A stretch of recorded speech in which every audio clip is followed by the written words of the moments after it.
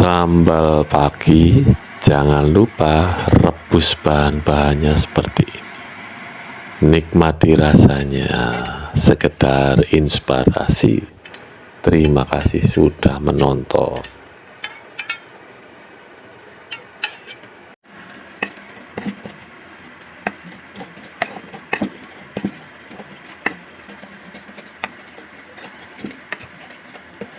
Ini hasilnya, pendamping sayur bayam.